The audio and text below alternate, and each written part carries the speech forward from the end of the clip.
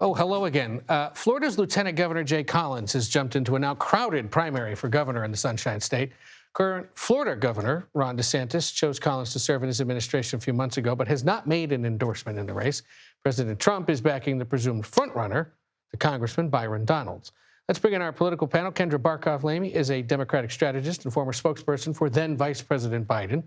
Justin Sayfie is a Republican strategist and former senior policy advisor to Governor Jeb Bush, and knows a thing or two about what goes on down in Florida. So we'll start with you. It got more crowded, in part.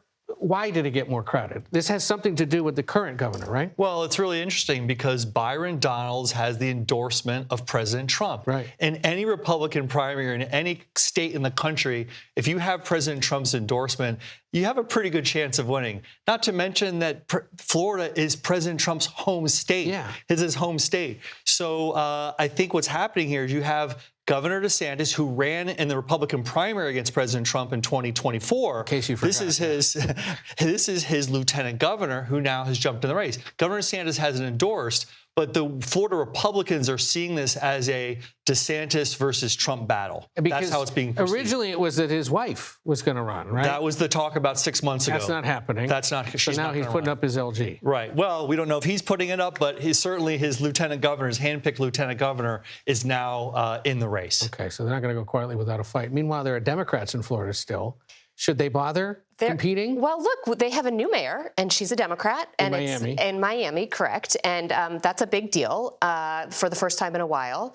But Democrats had huge wins in New Jersey and in Virginia. And, I think that we have a long way to go, obviously. But those wins, I think, should tell the country something, that there's starting to be a swing and a shift amongst the voters. I come back to this issue of the Clintons and Congress, because it's one of those that's sort of like simmering in the back of your stove, but has the potential to really blow up in a few days. The idea that Congress would hold a former president and first lady, who also happens to be a former secretary of state, in contempt.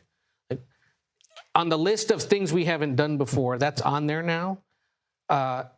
Smart politics for Republicans to bother with this? Smart politics for Democrats to stand by the Clintons? Well, I don't know. I mean, from my perspective, I don't know that Republicans talking about Jeffrey Epstein or even Democrats talking about Jeffrey Epstein, I'm not sure there's a win for anybody in that conversation. So I'm a little skeptical on that. It's sort of a misplaced priorities issue, perhaps, well, I would with everything else going on. From my perspective, it's such a huge distraction. We have really significant issues in Latin America, with China, with the war going on in Europe right now, the Middle East. There's a lot of bigger issues, not to mention the economy, which is the number one issue for voters in terms of affordability and the cost of living. So there's a lot bigger issues that I think Republicans, especially as they're going into an off-year election cycle and the midterms, need to be focusing on. But should Democrats stand by the Clintons? Well, look, the Justice Department had an obligation to release a lot of documents that they are not releasing.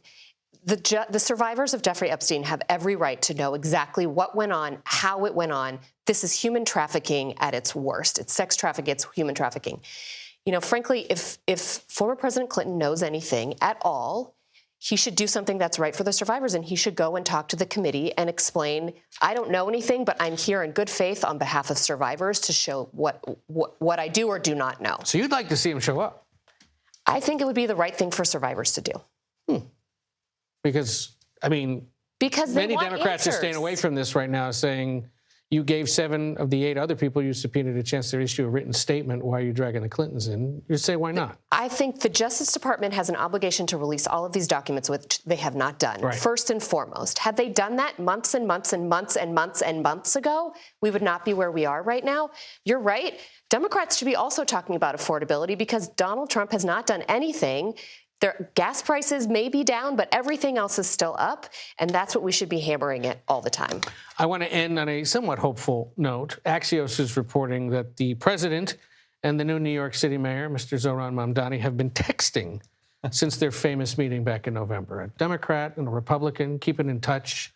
It appears in at least a friendly and productive way. If this was let loose, it would presume that perhaps things are going well. What do we make of this? Well, there's that old saying, politics makes strange bedfellows. Yeah. And I think a lot of people were surprised when the new mayor of New York, Mamdani, came to the White House and met with President Trump in the Oval Office, and they had a pretty good meeting. But I think it's smart for both of them, honestly, to have a relationship. Donald Trump used to live in New York City. He made his career there in New York City. He still has an interest, even though he's a Florida resident now. He still has an interest in what goes on in New York. I think he wants to be influential with the new mayor, and it's smart for the new mayor to try to have a good relationship with the president of the United States. He's going to be in office for 3 more years. I mean, this is kind of the way it used to be. Democrats and Republicans would talk to each other. I think a lot of people should be politics. You should talk to people on the other side of the aisle. You should have a relationship. And the mayor of New York is really smart, and he gets it, and he understands that if he does have this relationship, maybe the president won't send, ICE into his city and start doing what they are doing in Minnesota, and what we're seeing kind of play out. All right. Well, maybe the lesson is if there's someone you disagree with at home, text him tonight and say hi. If your phone's working. If your phone is working, that's right. Did you hear that, Verizon? Maybe you didn't. Justin Sayfie, Kendra, Barkoff, Lamy, thank you both for being here. We appreciate it.